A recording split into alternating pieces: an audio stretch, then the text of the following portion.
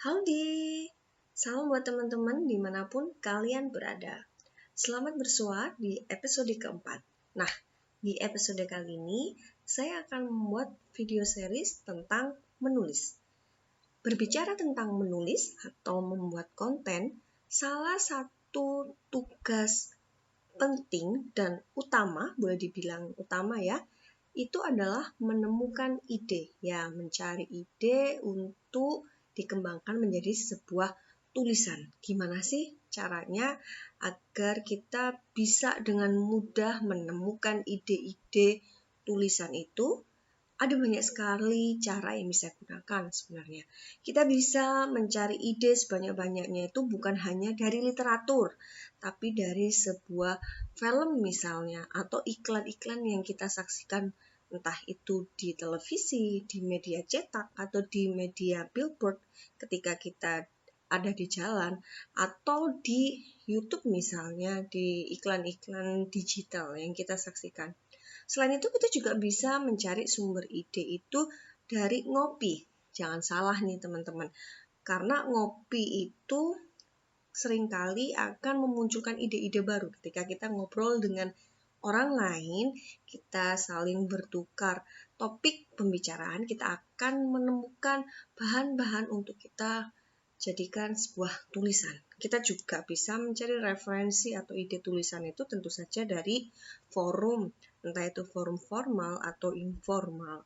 Atau kita juga bisa mencari ide, menemukan ide itu dari hasil curhatan teman-teman kita. Nah, di video kali ini saya akan memberikan pengalaman tentang bagaimana saya menemukan sebuah ide, lalu saya tulis ide itu menjadi sebuah tulisan, lalu saya kirimkan tulisan itu ke salah satu media besar di Surabaya.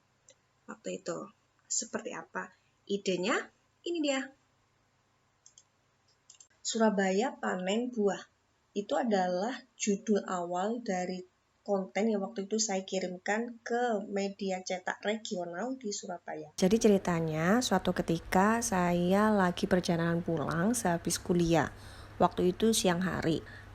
Saya melewati jalanan kota Surabaya, lebih tepatnya Surabaya Timur ya, yaitu di Jalan Insinyur Soekarno, Mer.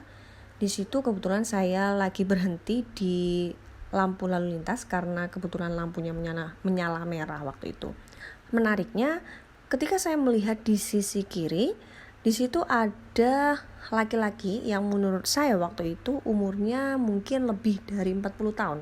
Dari sisi fisik yang saya lihat waktu itu ya. Nah, saya lihat laki-laki itu sedang memetik buah kersen atau orang sini manggilnya buah keres.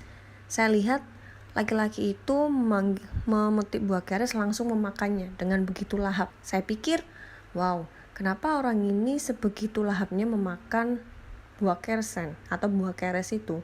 Apakah dia betul-betul lapar? Sementara memang saya lihat di kanan kirinya waktu itu tidak ada toko kelontong atau minimarket atau toko penjual makanan yang bisa dia temui. Setelah melihat kejadian itu, sepanjang perjalanan pulang, tiba-tiba saya kepikiran sesuatu. Surabaya ini kan terkenal dengan tamannya.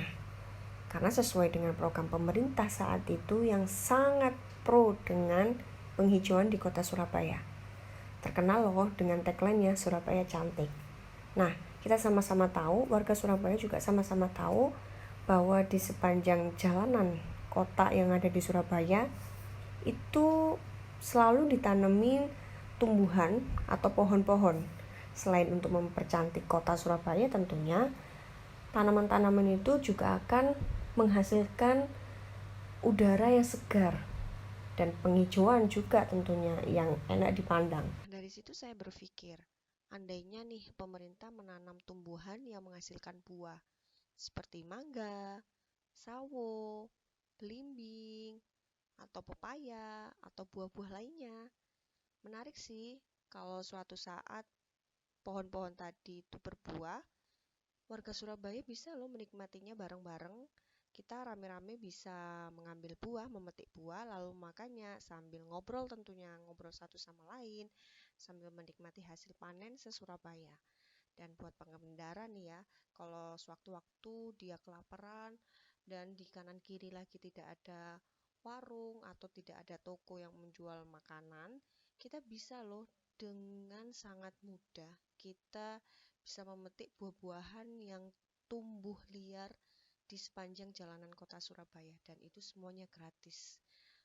Kebayang, kebayang waktu itu betapa nikmatnya, betapa enaknya bisa menikmati buah-buahan gratis di jalanan kota Surabaya. Apalagi kalau sudah musim panen, wah pasti seru tuh. Kita semua warga Surabaya pada ngumpul semua di taman-taman kota atau di sepanjang jalanan kota Surabaya. Kita metik buah bareng-bareng, makan buah bareng-bareng, sambil ngobrol, sambil bercengkrama tentunya, sambil main-main dengan orang-orang, dengan warga sekitar, saling mengenal, saling menyapa. Itu akan jadi satu momen yang sangat dikenang dan bakal dirindukan setiap tahunnya.